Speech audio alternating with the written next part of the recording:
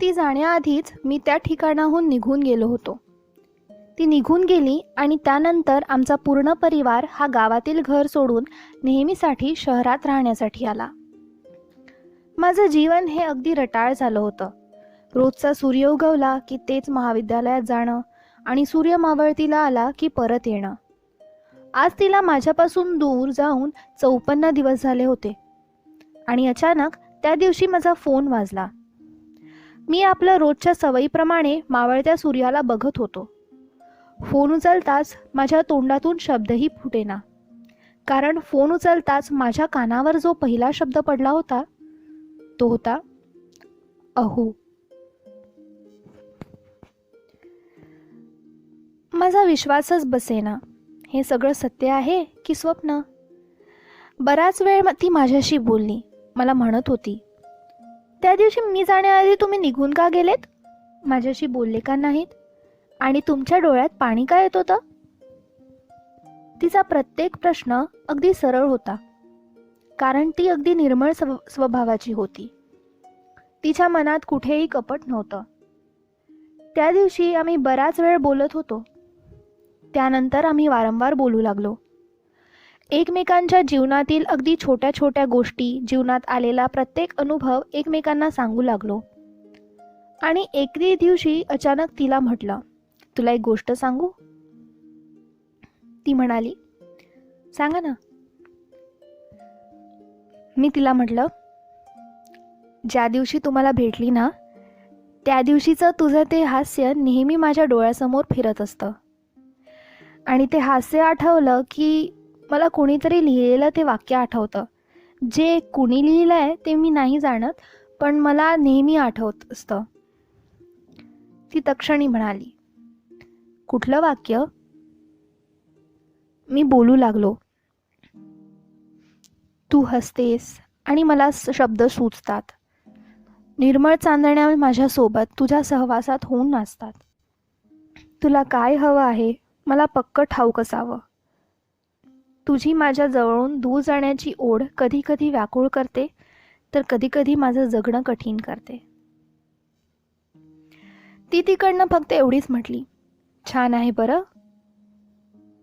तिचं छान आहे बरं ऐकून मला असं वाटलं समोरच्या भिंतीला जाऊन जोराने धडक द्यावी, कारण मी तिला कुठली कविता वाचून दाखवली नव्हती.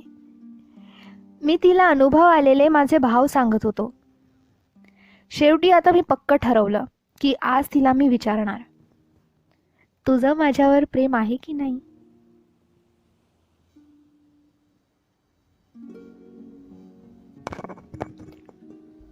खूप धाडस करून तिला फोन लावला. जवळजवळ रात्रीचे 12 वाजले होते. 5 ऑगस्टचा तो दिवस उगवत होता, ज्याला आपण मैत्र दिवस म्हणून साजरा करतो. त्या रात्री चमकणारा प्रत्येक तारा आणि त्या रात्रीचा तो चंद्र साक्ष आहे. माझ्या प्रेमाचा ज्यांना त्यांची भाषा कळत असेल तर विचारा त्यांना. मी तिला हळूच विचारलं, तुझं माझ्यावर प्रेम आहे की नाही? जवळजवळ 5 मिनिटं ती काहीच बोलली नाही आणि तिनं हळूच एक हुंकार दिला. ती साधं होही म्हटली नव्हती, पण तिनं माझ्या प्रेमाला होकार हा दिलाच होता. त्यानंतर आम्ही दोघेही प्रेमाच्या त्या महासागरात उतरलो, जिथून आता मागे येणे अवघडच होते. 2 वेगवेगळ्या विश्वात वावरणारी व्यक्ती आज एक झाले होते. जीवनातील सगळ्यात सुंदर क्षण कोणता असेल असं जर कोणी मला विचारलं तर मी फक्त तिच्या खांद्यावर डोकं ठेवून तिचा हात हातात घेऊन विचारणाऱ्याला एक स्मित हास्य देईल आणि त्याला सांगेल, हाच जीवनातील सर्वात सुंदर क्षण. जेव्हा तुमच्या प्रेमाची साथ ही तुमच्या बरोबर असेल, त्यानंतर येणारा प्रत्येक दिवस हा भरभरून आनंदाचे क्षण घेऊन यायचा. म्हणता म्हणता पूर्ण वर्ष संपले. मी औषध निर्माणशास्त्रात 73% गुण मिळवले. त्या महाविद्यालयाला मी आता शेवटचा निरोप दिला. या महाविद्यालयातील प्रत्येक शिक्षक मला हुशार समजत आणि हा त्यांचा गोड गैरसमज होता असं मी नाही म्हणणार, कारण मी खरंच प्रयत्नांची पराकाष्ठा केली होती. एवढे गुण मिळाल्यानंतर माझ्यापेक्षाही जास्त आनंद हा तिला झाला होता. आता तिच्या घरचेही मला चांगलेच ओळखू लागले होते, पण त्यांना आमच्या प्रेमाची चाहूलही नव्हती. माझ्याजवळ राहणाऱ्या प्रत्येक व्यक्तीला माझ्या प्रेमाच्या प्रत्येक क्षणाची माहिती होती आणि मी ती कधी लपवतही नव्हतो, कारण प्रेम ही निर्भयपणे करण्याची गोष्ट आहे असं मी समजतो.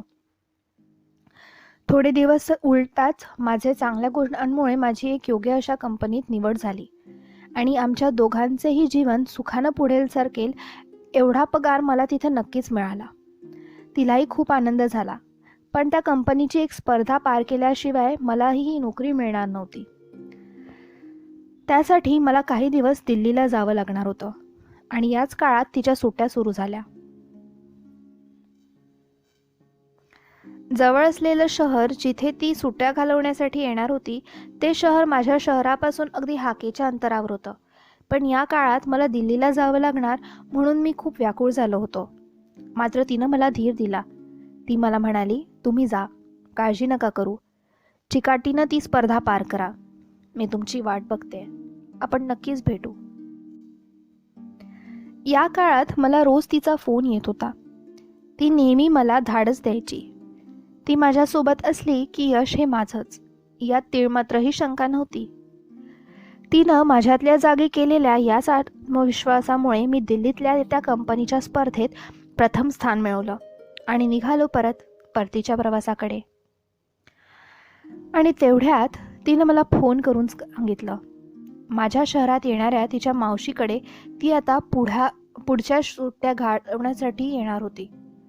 पण मी तिला म्हटलं, थोडा वेळ थांब, मी तिथं पोहोचलो की मी तुला तिथे घेण्यासाठी येतो. तीही या क्षणी माझ्या एवढीच खुश होती. एका दिवसाच्या प्रवासानंतर मी घरी पोहोचलो. दुसऱ्या दिवशी तिला घेण्यासाठी माझी कार घेऊन मी निघालो. हृदयाचा एक एक ठोका वाढतच होता, कारण प्रेमासाठी काही तास म्हणजे चक्क 1 महिना किंवा काही दिवस म्हणजे 1 वर्ष किंवा काही क्षणांचा विरह म्हणजे 1 युगच असतं. आम्ही दोघेही प्रेमाच्या विश्वात वावरणारे होतो. प्रिय असेल तेवढंच बोलत होतो, प्रिय असेल तेवढंच बघत होतो. विचारांचा गुंता चालूच होता. तेवढ्यातच तिने मला जिथे बोलवलं तिथे मी पोहोचलो. तिला यायला बराच वेळ लागला, पण त्यानंतर ती आली. माझा हट्ट होता की आज सगळ्यात पहिले मी तुला बघणार. ती म्हणाली, ठीक आहे. आणि तसंच घडलं. सगळ्यात पहिले मीच तिला बघितलं. आज तिचं सौंदर्य आणखीनच उजळून दिसत होतं. तिला येण्यास खूप वेळ लागला म्हणून तिनं मला माफी मागितली. तिचा हा सरळपणा माझ्या मनात तिच्याविषयी घर करून जायचा. आम्ही दोघेही गाडीत बसलो आणि निघालो आमच्या शहराच्या प्रवासाकडे. दिल्लीवरून तिच्यासाठी मी एक खास भेट आणली होती, जी तिला खूप आवडली. पुढचा येणारा प्रत्येक क्षण आता नेहमीसाठी थांबून जावा असंच आम्हाला वाटत होतं. म्हणता म्हणता आमचं शहर येऊन ठेपलं आणि तिच्या मावशीच्या घरी निघून गेली. तिची मावशी ही दुसरी तिसरी कोणी नव्हे तर ही तीच स्त्री होती जिने आमच्या बंधुराजांना फ्रेश होण्यासाठी त्या सर्व गोष्टी दिल्या होत्या. या तिच्या मावशीविषयी जेवढं सांगावं तेवढं कमीच. ही मावशी दिसायला जेवढी देखणी सुंदर होती तेवढंच तिचं हृदयही सुंदर होतं. आमच्या प्रेमाची चाहूल तिलाही लागलीच होती. फक्त तिची मावशीच काय, आमच्या प्रेमाविषयी तिचे आई वडील सोडता सर्वांनाच हे प्रेमाचं बंधन लग्नाच्या बेडीत पार पडावं असं वाटत होतं. तिची मावशी ही देखील प्रेमाचा आदर करणारी होती. तिलाही आमचा जोडा खूप पसंत होता. म्हणून आम्ही दोघेही भेटलो तर ती याचा तिरस्कार करत नव्हती. उलट आमच्यापेक्षा जास्त आनंद तिलाच होत होता. तीही एक जिवंत साक्ष आहे. आमच्या प्रेमाची क्षणाक्षणाला आनंद देणारे वर्ष हे आता सरणार होतं. या वर्षाची सांगता आम्ही दोघंही सोबतच करणार होतो. दिवस होता 31 डिसेंबर 2007. ती आज घरी येणार होती नवीन वर्षाच्या स्वागतासाठी.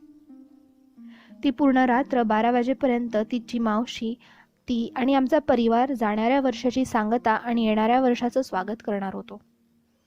माझा आवाज सुरेख असल्यामुळे मी तिच्यासाठी एक गाणं पाठ केलं, जे तिला देखील खूप आवडायचं. हे गाणं म्हणता म्हणता मी एवढा बेभान झालो होतो की परिवारातील प्रत्येक जण माझ्याकडे आश्चर्याने बघतोय हे विसरूनच गेलो. तिचं त्या क्षणाचं ते लाजून स्मितहास्य करणं मला आजही आठवतंय. आमच्या परिवारातील प्रत्येक व्यक्तीचं मन तिनं जिंकलं होतं. एवढंच काय, ज्या आमच्या आजीबाई त्यांना तुम्ही चांगलंच ओळखता, त्यांना देखील वाटलं की या मुलीनं पुढचं जीवन माझ्यासोबत व्यतीत करावं. त्यांना ती मुलगी पसंत होती.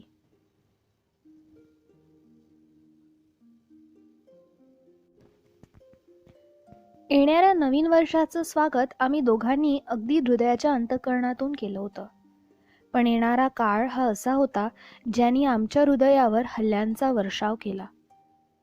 दुसऱ्या दिवशी ती तिच्या गावाकडे निघून गेली. आज पहिल्यांदाच असं झालं की मागच्या 3 दिवसापासून ती एकदाही माझ्याशी बोलली नाही. त्या दिवशी मीच तिला फोन केला. तेव्हा कळालं तिच्या वडिलांची तब्येत अचानक खूप खराब झाली आहे. तिचं माझ्यापेक्षाही जास्त प्रेम तिच्या जन्मदात्या वडिलांवर आहे आणि ते प्रेम नेहमी तसंच राहील याचा मला अभिमान वाटतो.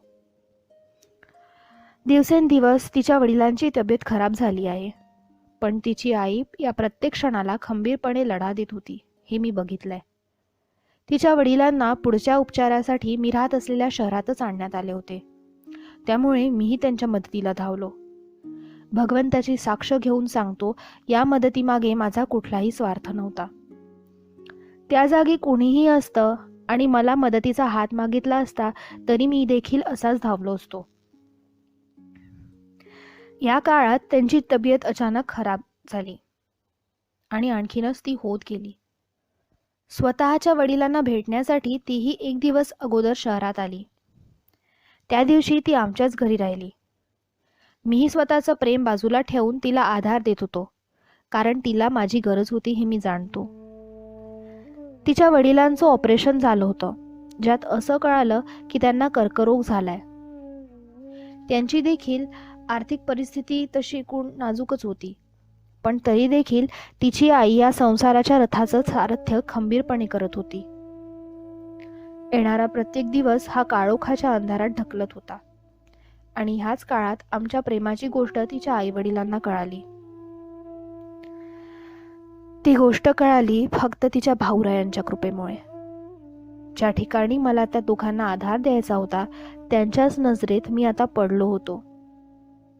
कारण आमच्या दोघांतील दरी जरी कुणाला दिसत नसली, पण तरी त्यांना ती दरी दिसत होती. ती दरी म्हणजे ती अभियांत्रिकी विद्यालयात शिकणारी मुलगी आणि मी फक्त औषध निर्माणशास्त्र 2 वर्ष शिकलेलो मुलगा. पण माझ्यात एवढं सामर्थ्य नक्की होतं की येणाऱ्या प्रत्येक क्षणात मी तिला हवं ते सुख दिलं असतं. एवढा पैसा तर मी नक्कीच कमावत होतो, पण याच काळात तिचं बोलणं माझ्याशी हळूहळू कमी झालं. कमी काय, अगदी बंद झालं. तिच्या वडिलांची तब्येत हळूहळू आणखीनच खराब होत होती. म्हणून त्यांनी एक अटीतटीचा निर्णय घेतला, ज्या निर्णयाने माझं तर आयुष्यच थांबलं. तो निर्णय होता तिच्या लग्नाचा. अभियांत्रिकी शिक्षण पूर्ण झालेला पुण्याचा कुठला तरी मुलगा तिला बघण्यासाठी आला होता. तो तिला पसंत नव्हता, पण तिच्या घरच्यांना पसंत होता. काही दिवसातच तिचा साखरपुडा होणार होता हे मला कळालं आणि मी तर पार कोलमडूनच गेलो.